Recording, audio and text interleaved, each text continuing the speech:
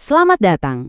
Di bahasan kali ini, kita bakal bongkar aturan-aturan fundamental yang mengatur semua gerakan.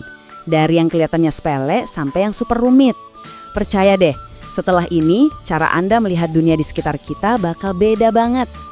Kita semua pasti pernah lihat ini kan? Aksi sulap di mana taplak meja ditarik dengan cepat. Dan di sisi lain, ada kekuatan dahsyat yang mendorong sebuah pesawat jet menembus angkasa. Nah, percaya atau enggak, dua hal yang kelihatannya jauh banget ini diatur oleh prinsip fisika yang sama persis. Nah, ini dia pertanyaan besar kita. Yuk kita bareng-bareng selami aturan-aturan yang sebenarnya membentuk realitas kita sehari-hari. Oke, sebelum kita bisa ngerti aturannya, kita harus sepakat dulu soal bahasanya. Kita perlu cara yang pas buat mendeskripsikan gerakan itu sendiri. Anggap aja ini dasar-dasarnya. Sering banget kan kita pakai kata kelajuan sama kecepatan buat hal yang sama. Padahal dalam fisika bedanya itu penting banget. Kelajuan itu cuma soal seberapa cepat Anda bergerak. Tapi kecepatan itu adalah seberapa cepat kali dan ke arah mana. Coba bayangin pesawat yang muter-muter. Kelajuannya mungkin konstan, tapi karena arahnya ganti terus, ya kecepatannya juga ikutan berubah terus. Oke, lanjut ya. Sekarang kita ngomongin percepatan. Ini bukan cuma soal ngebut loh. Tiap kali Anda belok, ngerem, atau bahkan ngegas, itu semua namanya percepatan.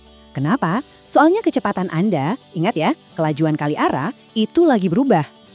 Biar lebih kebayang, kita pakai contoh nyata deh. Jet tempur F-15 yang lagi ngebut dengan afterburner penuh, itu kecepatannya nambah hampir 18 meter per detik. Setiap detiknya, itu kenceng banget. Tapi gimana rasanya buat si pilot? Nah, ini dia jawabannya.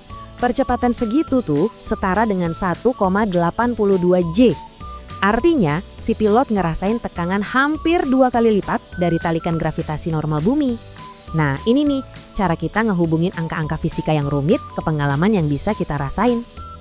Sekarang kita masuk ke jantungnya pembahasan. Sir Isaac Newton ngasih kita 3 hukum yang jadi fondasi buat ngerti semua tentang gaya dan gerak. Ini yang kita kenal sebagai hukum inersia atau hukum kelembaman. Ingat kan trik taplak meja yang tadi?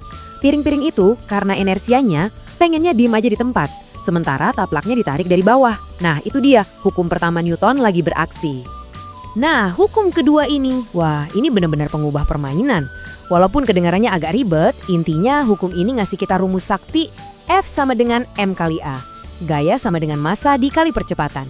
Gampangnya gini, buat ngedorong benda yang lebih berat atau bikin benda melaju lebih kencang, ya Anda butuh gaya yang lebih gede.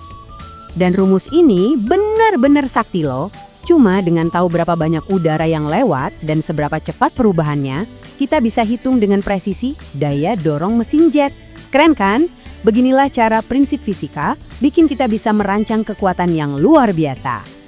Hukum yang ketiga dan terakhir ini, wah ini ada di mana-mana di sekitar kita. Baling-baling pesawat ngedorong udara ke belakang, itu aksinya. Dan udara ngedorong baling-balingnya ke depan, itu reaksinya. Sama kayak mesin jet, dia nembakin gas panas ke belakang dan sebagai reaksinya, mesin sama pesawatnya kedorong ke depan. Simple, elegan, dan berlaku universal. Oke, gerak lurus udah lumayan kebayang ya. Tapi gimana kalau gerakannya belok atau muter? Nah, ini butuh gaya yang sedikit beda. Coba bayangin Anda lagi muter-muterin pemberat pakai tali. Si pemberat ini karena inersianya maunya kan terbang lurus aja. Tapi talinya nahan, narik dia terus ke arah tengah, ke tangan Anda. Nah, tarikan ke dalam inilah yang namanya gaya sentripetal. Tanpa gaya ini nggak bakal ada yang namanya gerak melingkar. Dan jangan salah, gaya ini bisa jadi gede banget loh. Pemberat kecil yang kita putar cepet banget itu bisa ngasilin gaya yang setara dengan berat lebih dari 11.000 kg. Luar biasa kan? Kalau kita ubah ke satuan G, itu setara 2.588 G. Ini bukan lagi angka di buku pelajaran. Ujung bilah kipas di mesin turbofan modern itu ngalamin tekanan G yang segede ini. Persis karena alasan yang sama. Makanya materialnya harus dibuat kuat banget.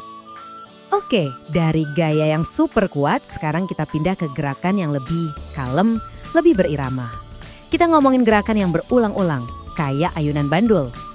Yang bikin bandul ini spesial itu keteraturannya. Waktu yang dibutuhin buat satu ayunan penuh atau periodenya itu cuma tergantung sama panjang talinya. Bukan berat bebannya loh, tapi panjang talinya.